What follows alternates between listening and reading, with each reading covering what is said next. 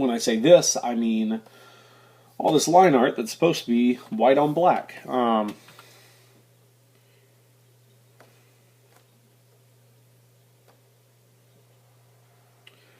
I'm just going to select all of this here.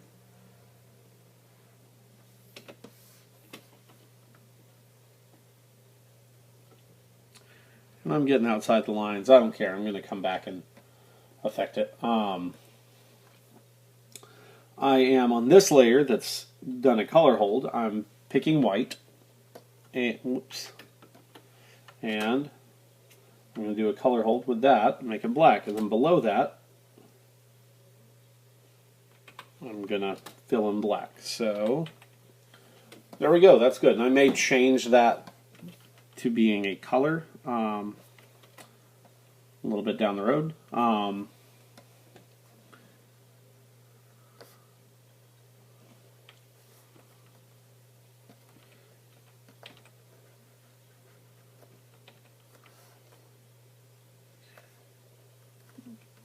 But for now, it serves for what I intended it to serve.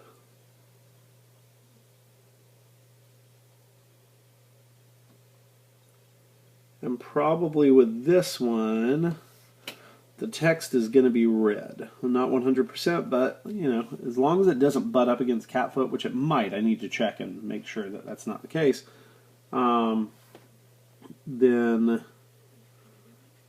it should be okay that it'll be red. Just always think pirates red, pirates red. You know, maybe that's my Walter Matthau homage, I'm not sure. And this will be cut off kind of at a certain point here, or something. I don't know. That can be raised up. Now that I see that, I know that, and that's good. So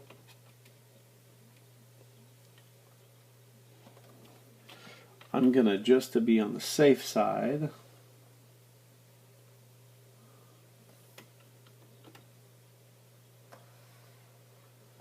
I'm going to add a little bit of black just below this, because I don't know which was on which layer.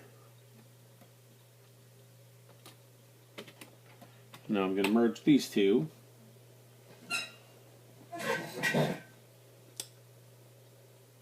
Give me just a moment, and then presto, now I can delete this bit of business here. And hooray, okay.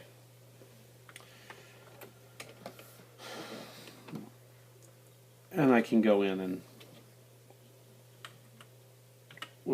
raise this up. Now I'm curious to see where my image is likely to stop, which I'm guessing is actually going to be right about there. Yeah. So that being the case, this is clearly too far out, and I'm going to need to adjust it a little bit. I may just go ahead and shrink them, because why not?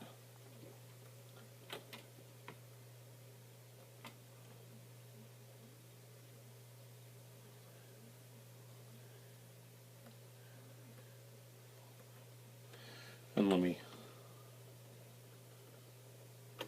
undo this part of things. Okay. Oops.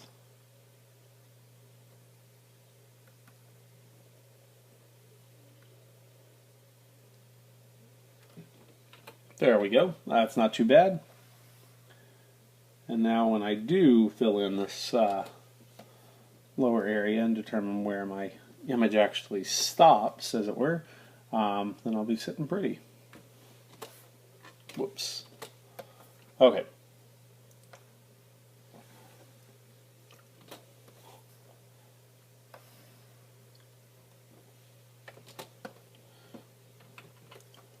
All right, that is looking okay. Now, do I want him to be darker? Much darker. I didn't put the black in there. Any darker and it'll start to look bad. I think that looks okay. I think it looks okay. Now what I'm going to do is I'm going to select my color range again.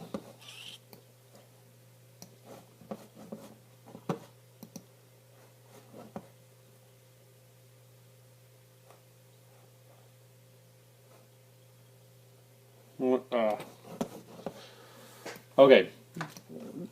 What I'm wanting to do here is combine this to the previous stuff. Actually, the smart way to do that would not be this at all. It would just be to use the magic wand tool. So I'm going to take off my contiguous setting, which will allow me to select any and all of this when it's done.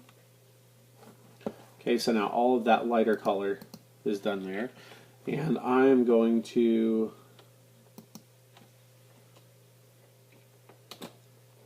paste that into the below area. Same thing with the entirety of the lighter color.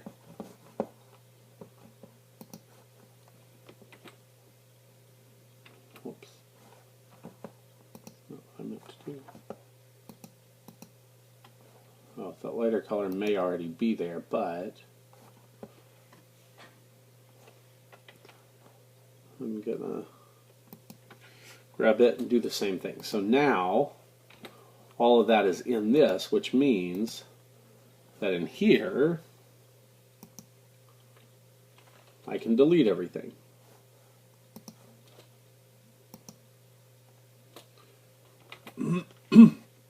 Leaving it to where this is pure black and white.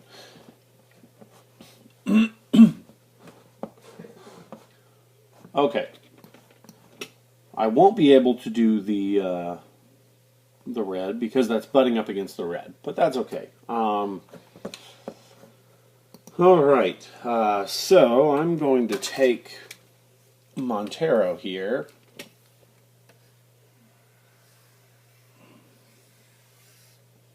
Actually, I lied. I'm just going to copy that image. So now I have two of these at the same.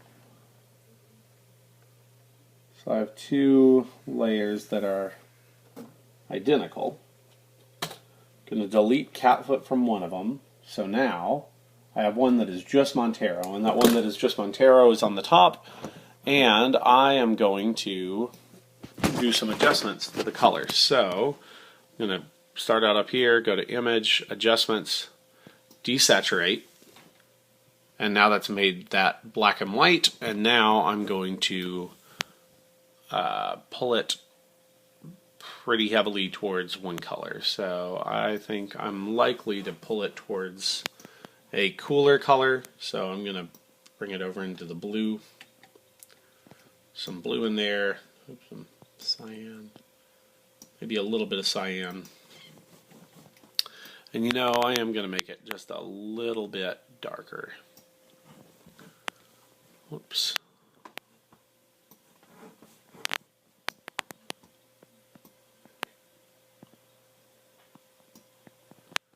Hit OK. And presto. Now, even though this was white, because I colored it white instead of just leaving it white, now that's darker as well, which bodes well for me here. Now, I don't want him to just be straight up blue in this case, although there is something kind of nice about it. Now, I have this layer here, and so underneath this layer is the original color. So what I can just do is adjust the opacity here to where that color will seep through just a little bit. And there we go. So still mostly blue. This is going to be a more literal color, so I'm okay with that. That now looks a little more unified, and I can do, you can see that this is the unified color, this is the local color. Unified color, local color. I like the unified better. I'm going to leave that as its own layer in order to continue, and I'm going to pause this while I reset up the camera. Forgot to color his blade, Montero's blade, so I'm going to make that the same color as this.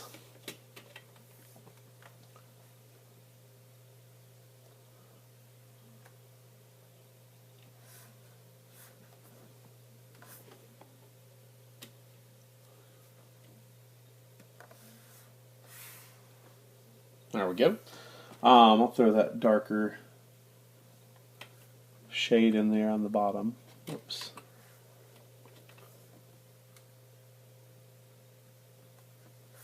Oh, that's 51%, isn't it? That's no good.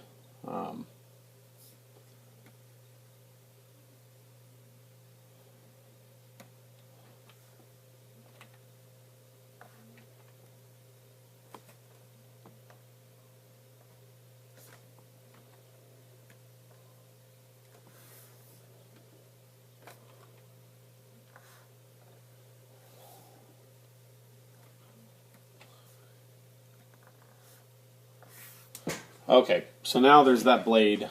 That should be okay. I will go ahead and combine those. No, I won't. I lied. I don't know. It's tough. What I should do is just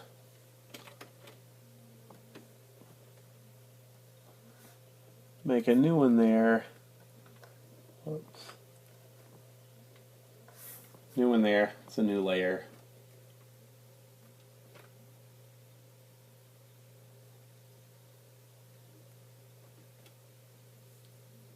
Yeah. Sword. I hate having this many layers on here, but, you know, it is what it is. Okay. All right, so now I'm going to hit save. And in this particular instance, now I feel pretty good about what these colors will be. And I'll go in and do this color second. But now I'm going to prep my files for doing the watercolor. Because these guys are going to be in watercolor. I think. Yeah, they will be. So I'm going to go ahead and turn all this stuff off. And I am going to go ahead and save this as something else so I don't screw it up. I'm going to save this as lobby card 2 colors, or lobby card 2 line art for watercolor. This way I won't accidentally save something after I delete half of what I just did. So what I'm going to do is erase any lines that I do not need for this.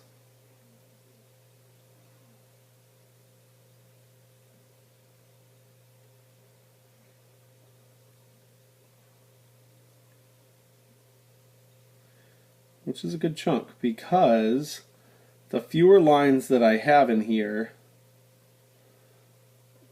Oh, because this is a pretty wide thing. It's different when you're doing just a panel. But when you're doing a big swatch of open area like this, the chances of your scan kind of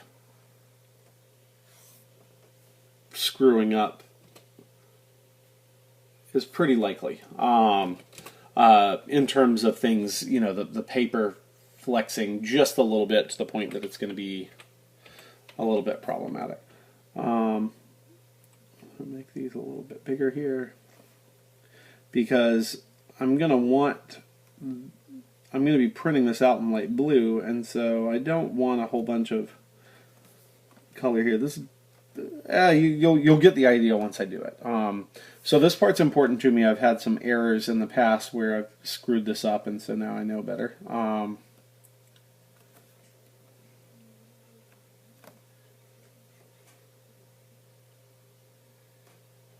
Same thing. Those are going to be digital, so.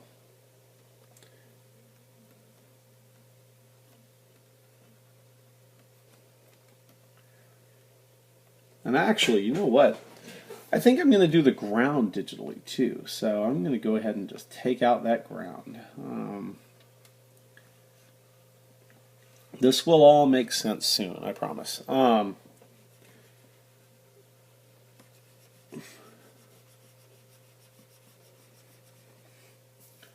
Okay.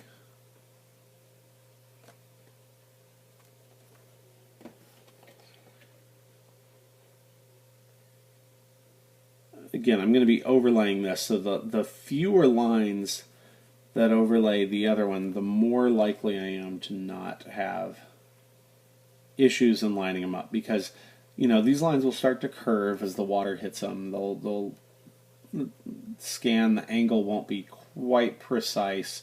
you know, I'll do all I can to make it as precise as I can, but it's going to be not an imperfect solution. But this will give me the means by which to do a hopefully more perfect approach to it.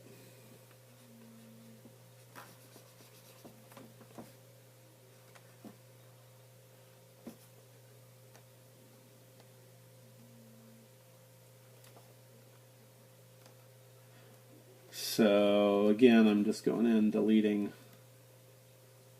all the stuff here. I could probably skip this part and just say, hey, I'm deleting everything. But anything that's not background, I'm saying goodbye to here. Because the background is what is going to be watercolored.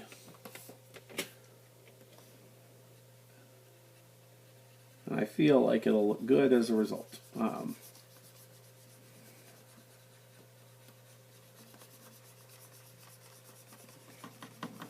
I hope to. Joe was using this method. He didn't do this erasey part because he has his stuff planned out and is a little bit tighter with me. He's also using individual panels, so he can scan the individual panels as needed. But yeah.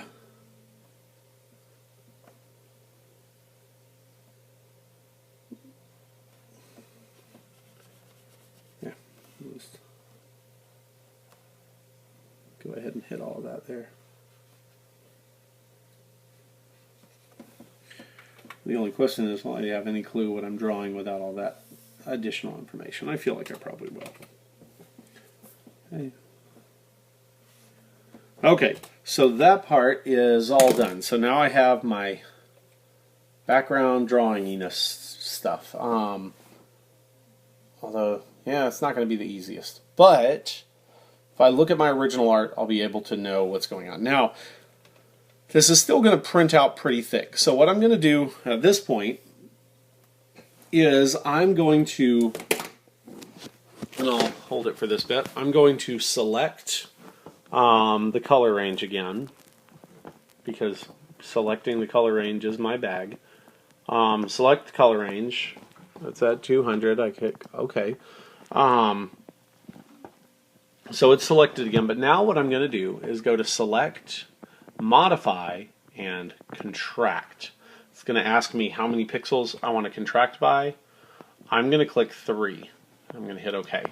And now what this has done is it's selecting only this inner area. So what am I going to do? I'm going to select Inverse.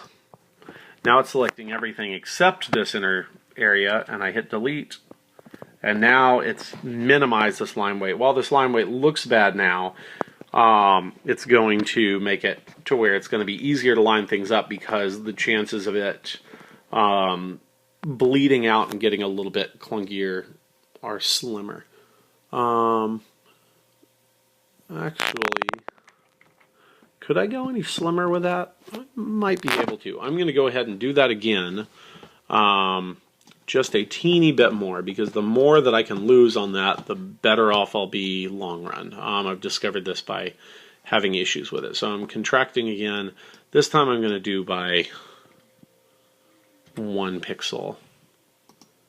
Click OK, select Inverse, Delete, and there we go. So that's still doable. I can still see what I'm painting, but it's going to be easier. Okay, so now what I do is I will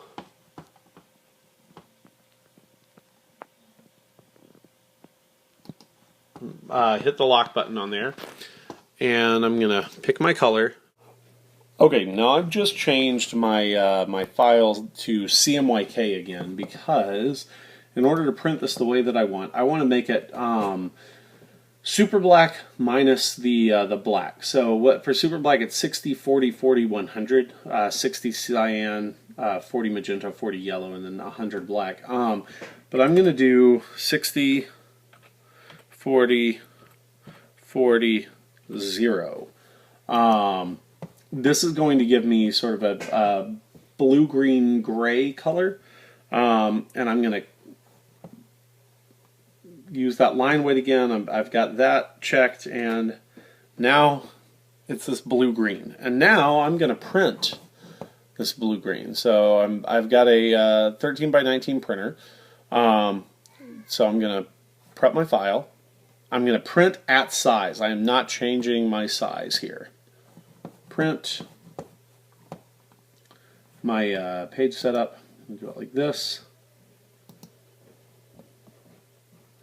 My page setup is printer, Epson stylus, and 11 by 17.